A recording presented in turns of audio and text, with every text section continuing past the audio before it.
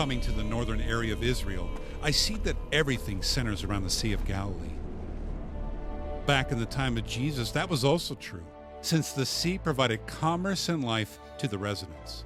I wanted to experience this body of water Jesus traveled to and even walked upon, to understand what the sea revealed about Jesus' faith.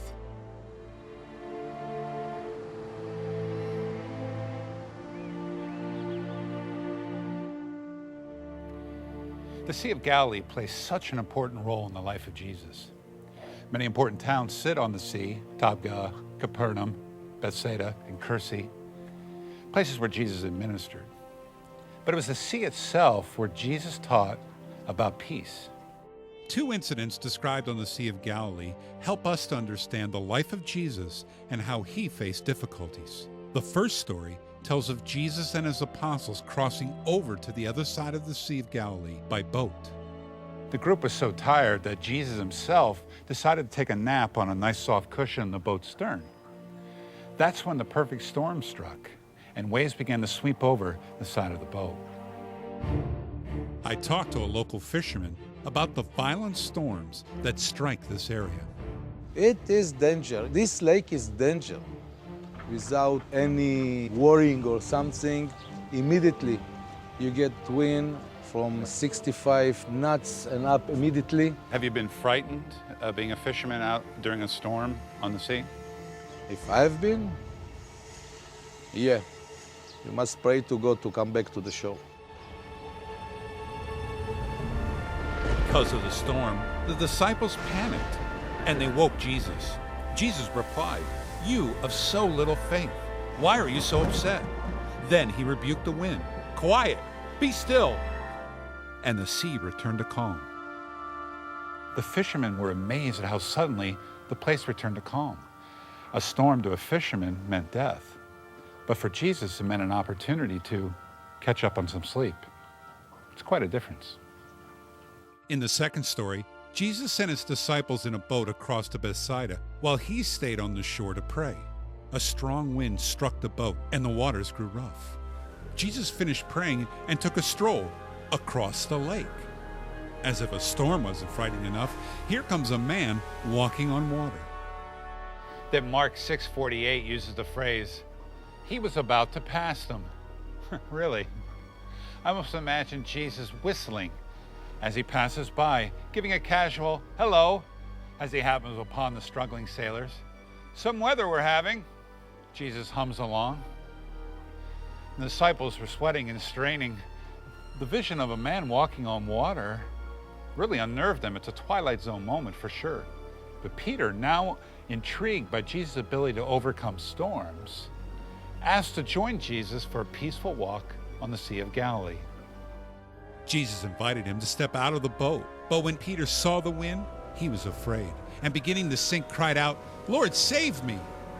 Again, Jesus used those words, "You who have so little faith." Now, we must understand that these great bodies of water were considered evil by people in those days. In fact, they called the seas the abyss, because the waters underneath were mysterious, unexplored areas where people were sucked into and drowned.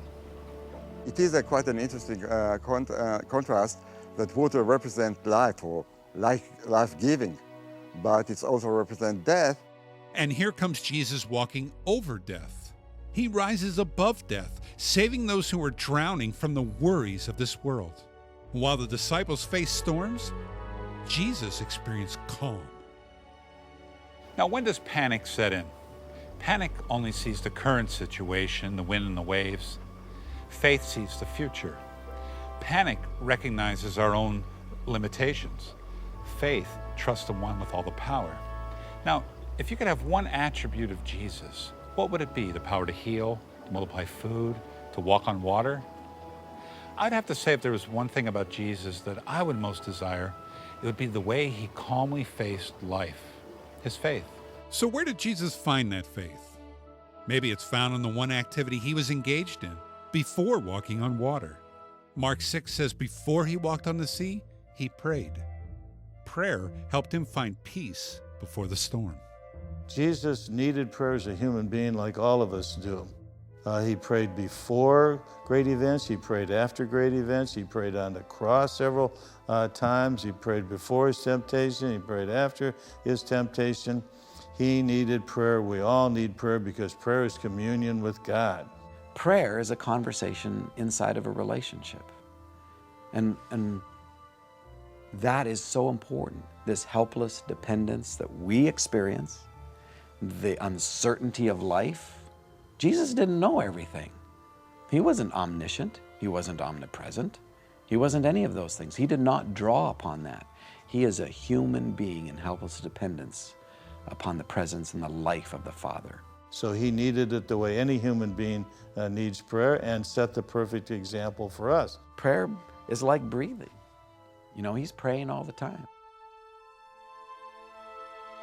The disciples recognized something about Jesus that was different, and they wanted it, and so they asked for it. The Bible says in Luke 11:1 that one day Jesus was praying in a certain place. When he finished, one of the disciples said, "Lord, teach us how to pray," just as John taught his disciples how to pray. Of all the qualities he could have asked for, healing, wisdom, and walking on water, they asked him how to pray. Jesus needed prayer to reconnect with the other two members of the Godhead. I imagine his physical body felt the tug away from the spiritual all the time. And Jesus needed to center himself, reprioritize, submit this flesh before he faced the day. Maybe he just needed quiet, a result of sensory overload and a stressful agenda. The apostles saw him spend so much time in prayer, and they correlated with the peaceful way he faced life. So they desired that attitude in themselves. The best way to calm the waters, I see, is to get close to the one who can calm the waters. If you want peace, install a peacemaker in your heart. People are attracted to those who can find calm during the storm.